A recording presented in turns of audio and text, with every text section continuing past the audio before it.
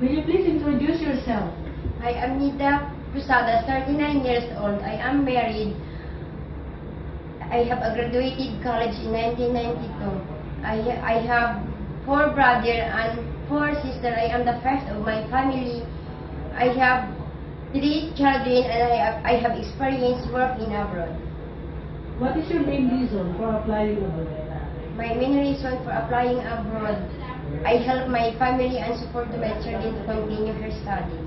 Are you willing to do all around household chores? Yes, madam. What experience do you have in household chores? For cleaning the house, mopping the floor, ironing the clothes, and cooking, ma'am. What about naughty little children? Can you also take good care of them? Can I take care of her children by giving a proper with affection? Can you sing a simple English song for little children? Yes, ma'am. Okay, go ahead. A, B, C, D, A, F, G, H, I, J, K, L, M, N, O, P, Q, R, S, T, U, V, W, X, Y, and Z. Come and sing, I know A, B, C. Is it okay for you to take care of elderly or bedridden person? Yes, ma'am. How about animals? Can you take care of them too? Yes, ma'am, I will. Do you know how to operate modern household appliances? Yes, ma'am.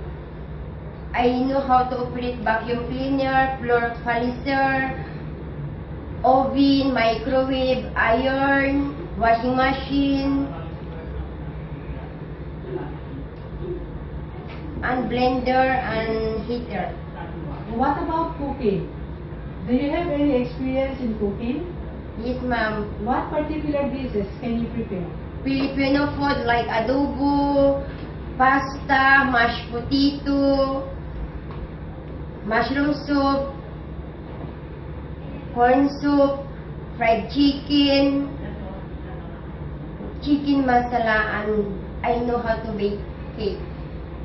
Most people in Singapore speak Mandarin. Are you interested to learn the language?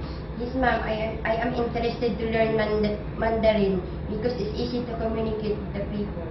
Will you please tell us more why you want to work in Singapore? I work in Singapore to help my family, my mother and father, and also my children to continue her studies. Would you like to say something else to your future employer? Yes, ma'am. Good morning, madam. Good morning, ma'am and sir. I am willing to work your house being as a housemaid. I do my best in your house. I clean very well your house.